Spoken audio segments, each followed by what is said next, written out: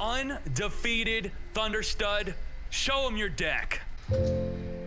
Thunderstud here, telling you about an old meta deck that has been reborn, and we're talking about if it will ever load Sylvans, and what's different about them, how we're using them different now. I like to revolve around Heavy Starter, which as long as you have 3 or more level 5 monsters, you're more likely to have one in your hand. Sorry, level 5 or higher.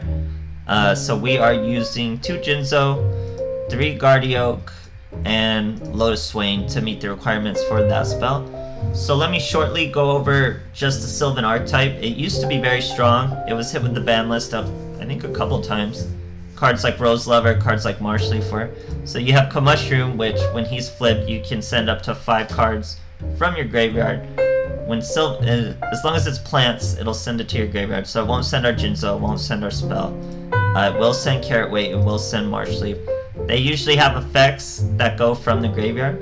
So let's start with Spore. He's one of the new cards we've added. When he's in the graveyard, he can banish one other plant type monster and special summon himself, absorbing that plant type monster's level. He's also a tuner, so that opens us up to synchro monsters. We have Carrot Weight Champion, a staple in old Sylvans and new here, of course. You can discard a plant monster from your hand to special summon him from the graveyard. Super useful for tribute summoning, super useful for synchro summoning. We have Marshall Leaf. We're able to use 2 of him because we do not rely on Rose Lover. So when he's milled out from the graveyard, he will destroy one opponent's monster. And we have our Rose Lover replacement, Amaryllis, which when you banish it from the graveyard, and it's a plant, so it'll get excavated from the graveyard by our Sylvan monsters.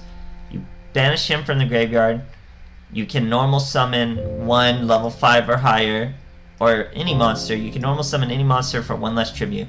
So they only take 1 tribute. You use an Amaryllis, you'll even be able to normal summon just a Jinzo from your hand, or your Swain. So since we're also playing 2 Jinzo, we want to play just spell cards. We're using Offerings to the Doom, because usually having a big card advantage isn't too important, so we can make do with losing our draw.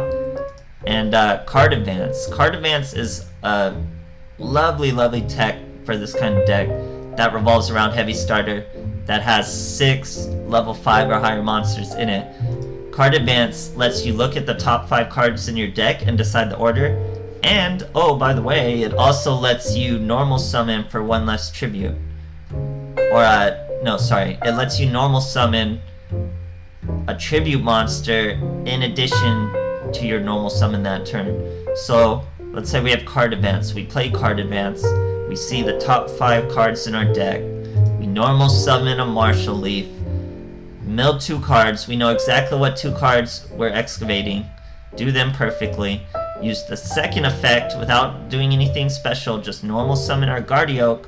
Thanks to Card Advance, we sacrifice the Marshall Leaf. Use his effect.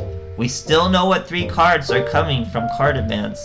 Excavate them with Guardioak's effect, and then hopefully by then we've gotten whatever we need into the graveyard, like the Mushroom to break the back row, synchro summon, get more monsters out.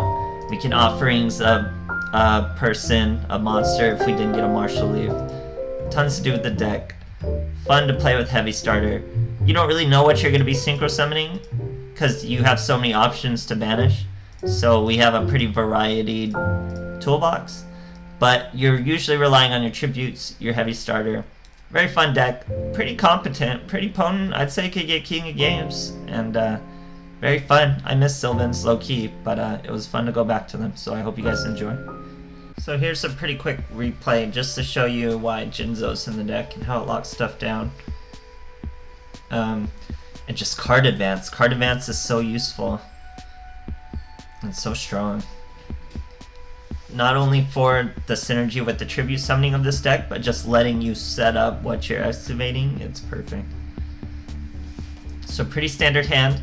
Always starting with big monsters. Got a Mushroom and a Card Advance. We don't Card Advance for the Mushroom. I didn't really want to give away what we were. A 3-set. Throws up the DNA Surger, fighting a Buster Blader.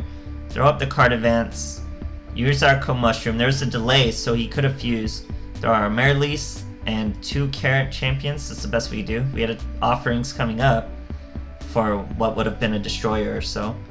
Summon our Jinzo, summon our carrot, and attack. Now, he's probably locked down thanks to the Jinzo, and now he can't fuse without our dragons because we're unaffected by DNA surgery. Quick OTK.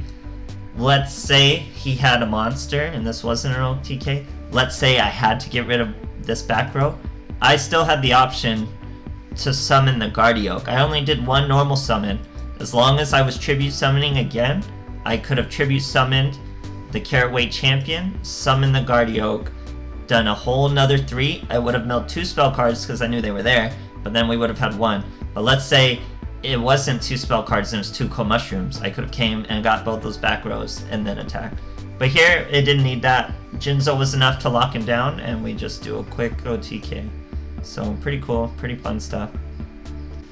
So Sylvans, now that just there's so much going on, they're a little too slow for the current meta. They were good at controlling a game, and cold mushrooms were like the only monster you had to fear face down back when they were top tier. And now they're just too slow. But that doesn't mean, you know, they're not competitive, as you can see here. It's a very consistent deck. Good hand. Set our Marilease. 3 tribute monsters in our hand, which is usually pretty good, because we have a lot of ways to get them out. Fighting an alien deck. He comes in, attacks our Marilease. So you'll be able to see its effect. Activate its effect, summon our Jinzo, because we figure he probably has a lot of traps. We know he has a spell, and there it is with the econ. But probably had some traps, considering balance. Tributes for his alien overlord.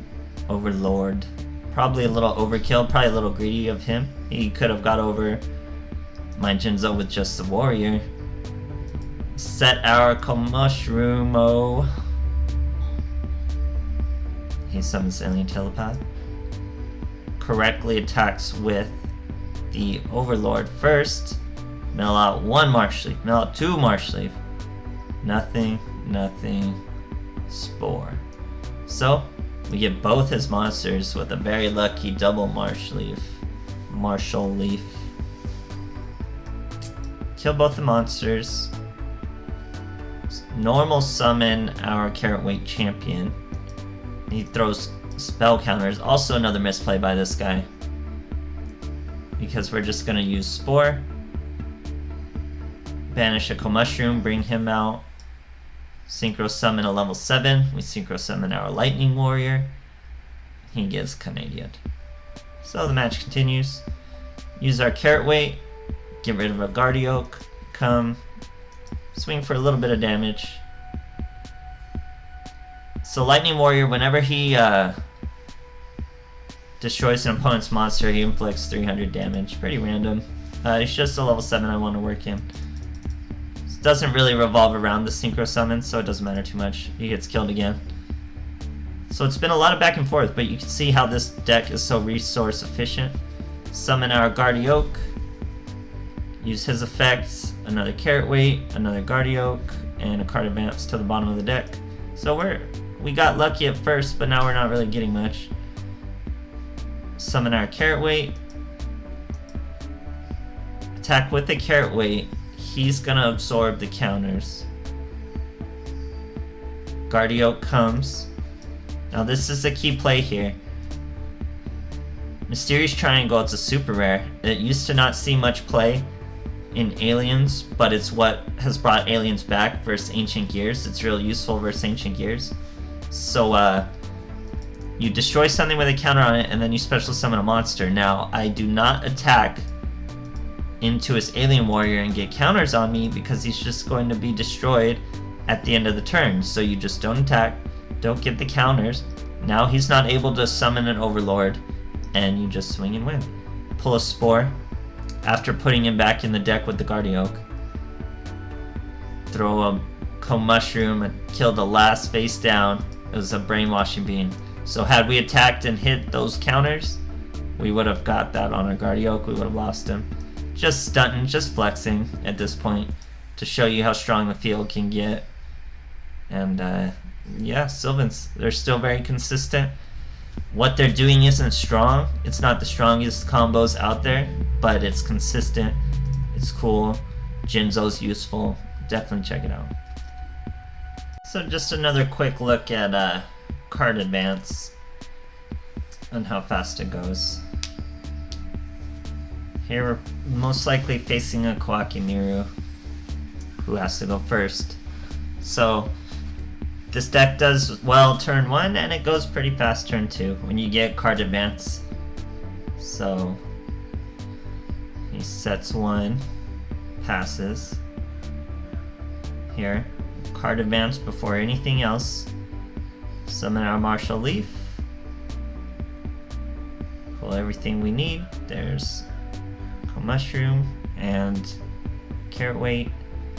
Triggers his Canadia, does not matter because he's gonna turn into a Jinzo thanks to a card advance. Then we throw the Guardioak from our hand to the graveyard and a quick OTK. Nice and easy scoop. So yeah, Sylvans in 2019, guys.